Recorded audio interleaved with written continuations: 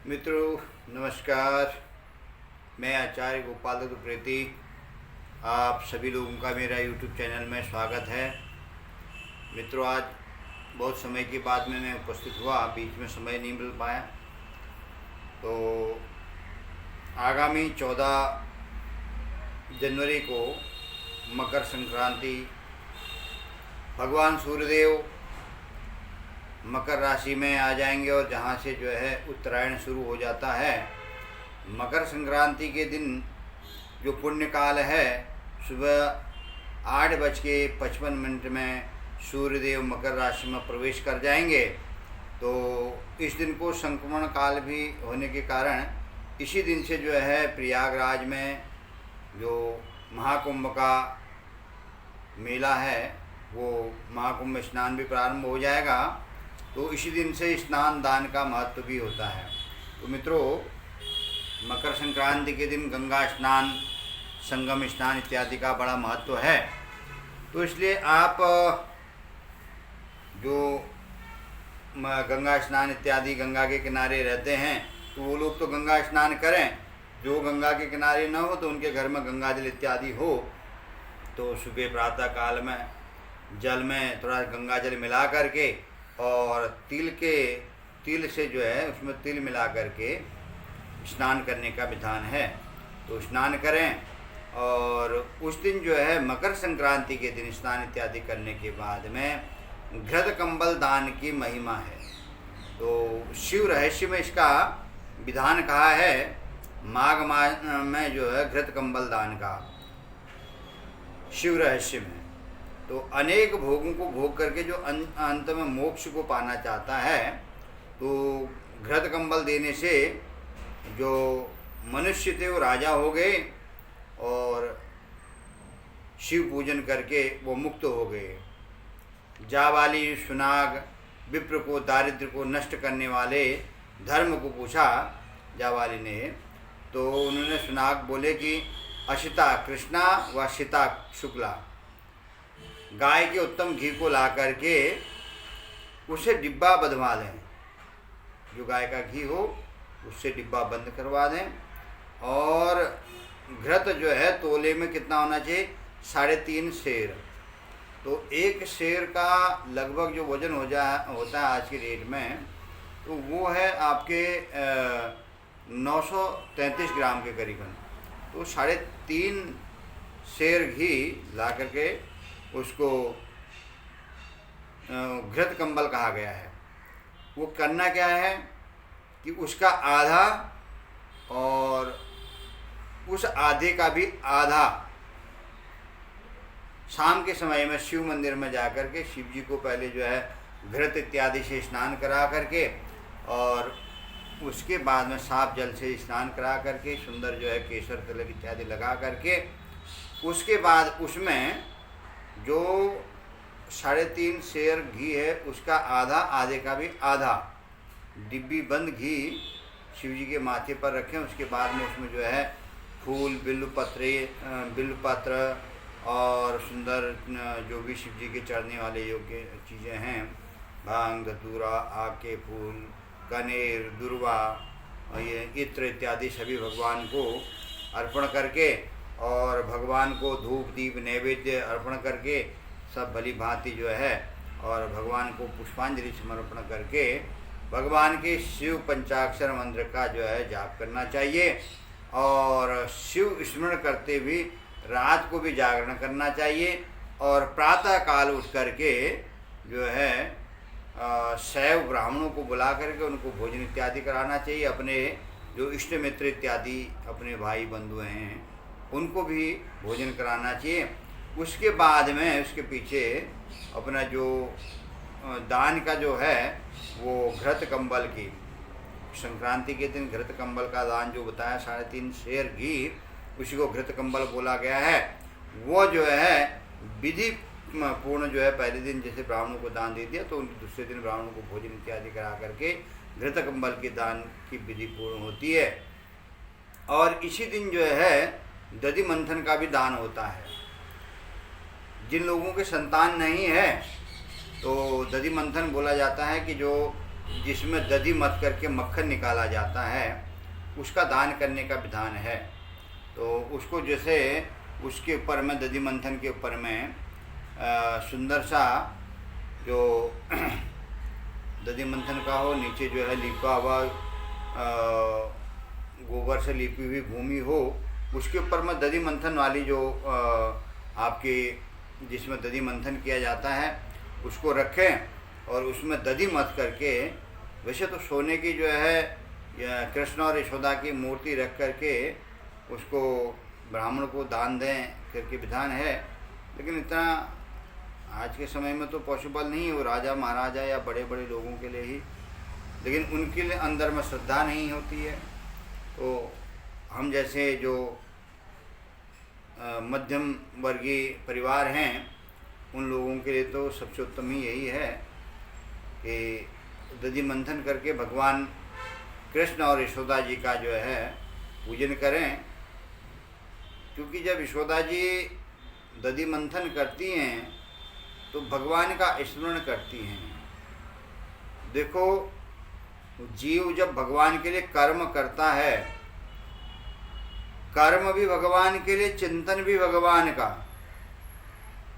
तो निश्चित ही जीव इस लोक से परम गति को प्राप्त करता है। यशोदा जी अपने जितने भी काम वाले होते हैं सबको जो है काम छुड़वा करके भगवान के लिए स्पेशल अपने हाथ से जो है स्वयं ही दधी मंथन करके मक्खन निकालती हैं और भगवान को खिलाने के लिए मंथन कर रही हैं, भगवान का ही चिंतन कर रही हैं कि मेरा लाला ही इसको ग्रहण करेगा।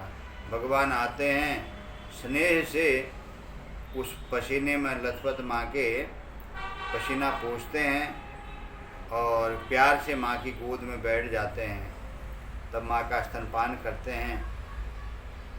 उसी भाव के से आप भगवान के लिए दधी मंथन करें, मक्खन निकालें भगवान के लिए बढ़िया, भगवान को भोग लगाएं और दधी मंथन करने के बाद में जिनके संतान नहीं है तो संकल्प करें कि हे माँ यशोदा, जिस प्रकार आप अपने लाला के लिए दधी मंथन करके माखन निकालती हो, मैं भी आपके लाला के प्रति नित्य प्रति मक्खन निकालूंगी।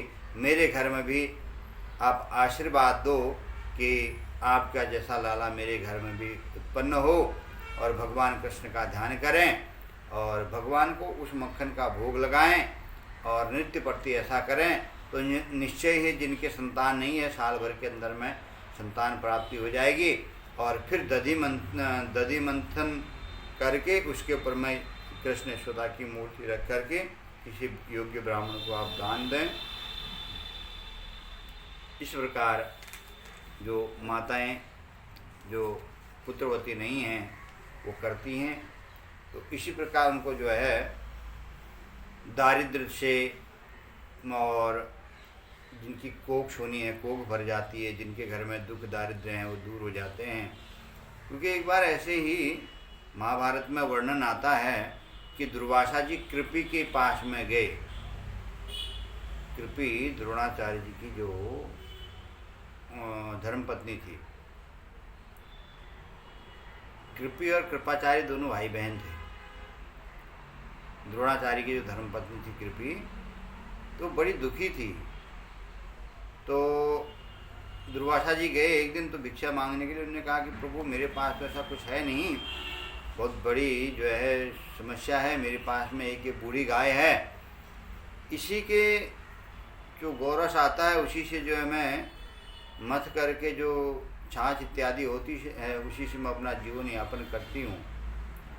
तो दुर्वासा जी ने उनको कहा कि मकर संक्रांति के दिन आप दधी मंथन करके और उस दधी मंथन को जो है सुंदर वस्त्र से वेष्टित करके और धरती पर गोबर से लीप करके स्वस्तिक बनाएं और उसमें जो है उसके ऊपर में रख करके दधी मंथन करें। फिर दधी मंथन को जो है होने के बाद में जब उसका मक्खन अलग हो जाए तो उसको आप जो है गले में वस्त्र लपेट करके कलावा इत्यादि लपेट करके और दधी मंथन वाली जो उसको टोकरी में जो है कपड़ा लपेट करके और फिर उसका पूजन करके माँ यशोदा और कृष्ण का पूजन करके ब्राह्मण को दान दें तो आप अवश्य ही आप दरिद्रता से मुक्त हो जाएंगे और आप पुत्रवान भी हो जाएंगे।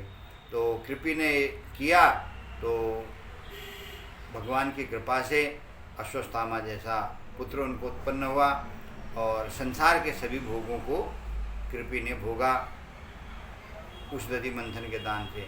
इसलिए जो है, क्योंकि जो दधि मकर में जो मकर की संक्रांति के दिन यह दधि मंथन का दान करता है वो भी धनवान और पुत्रवान हो जाता है।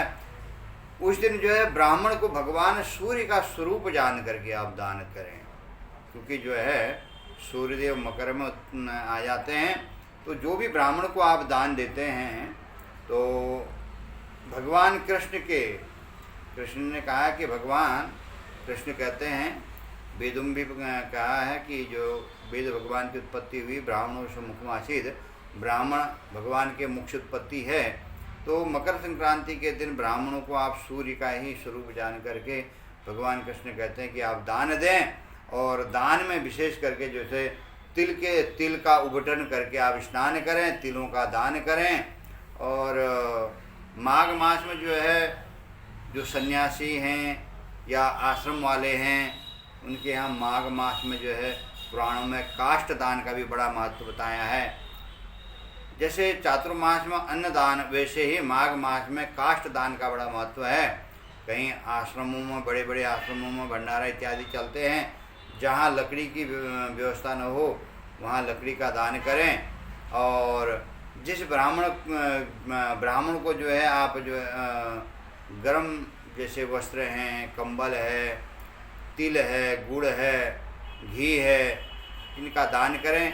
तो मकर संक्रांति पूरे माघ के महीने में दान का महत्व बताया है। और विशेष करके जो है मकर संक्रांति के दिन तिल का उबटन करें और घर में ही गंगा स्नान का ध्यान करके गंगा जल थोड़ा सा जल में मिला लें, तिल का उबटन लगा करके। और उसके बाद में जितना भी बन सकता है आपसे, तिल है, गुड़ है, घी है और माघ की खिचड़ी बोला गया है, उड़द की छिलके वाली उड़द और चावल और खिचड़ी में पड़ने वाले जो भी पदार्थ हैं, नमक और मसाले इत्यादि, वो सब दान दें। खिचड़ी दान का भी बड़ा महत्व है। और उत्तराखंड में जो है इस दिन घुघतिया पर्व के नाम से भी जो है मनाया जाता है। जैसे मीठे आटे की बड़े अच्छी जो है डिजाइन करके वो घुघुत जैसे बनाए जाते हैं, जिसको जैसे कबूतर का स्वरूप होता है वैसे पहाड़ों में घुघते बोलते हैं उनको।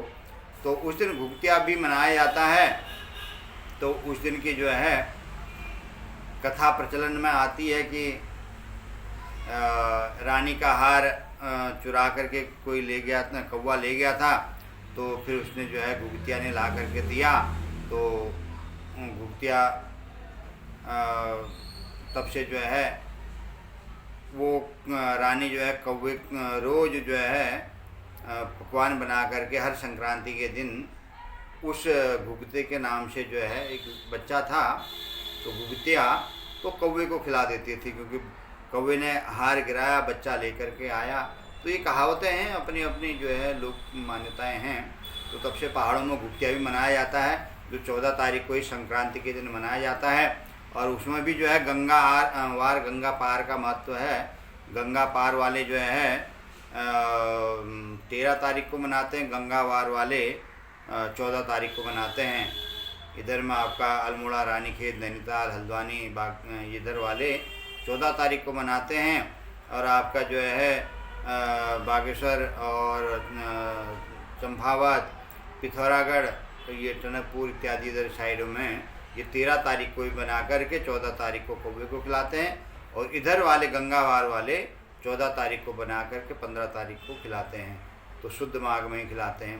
तो इस प्रकार से जो है माघ का अलग अलग महत्व है। माघ का जो है पुराणों में जो वर्णन है, शिव रहस्य में घृत कंबल का दान है। और जो इसमें आपका दधि मंथन का ब्रह्मांड पुराण में दधि मंथन का दान का महत्व है।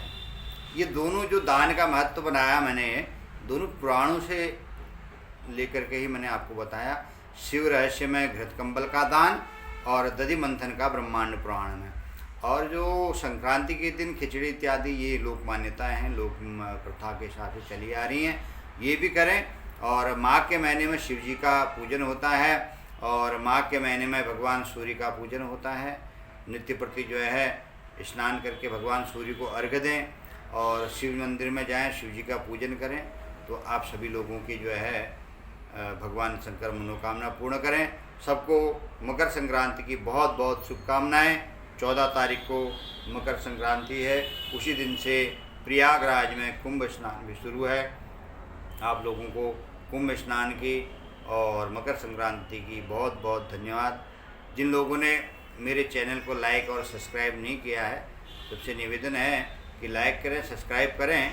पर्व तिथियों के बारे में जानकारी आपको मिलते रहे और नई नई वीडियो के लिए आप जानकारी प्राप्त करते रहें। किसी को कुछ पूछना हो, कोई जानकारी लेनी हो, तो आप कमेंट्स बॉक्स में पूछ सकते हैं। और अच्छा लगे आपको कि खिचड़ी का ही दान नहीं होता, और चीज़ों का भी दान होता है, इससे आपको अगर नॉलेज मिली हो तो लाइक करें, सब्सक्राइब करें और शेयर करें।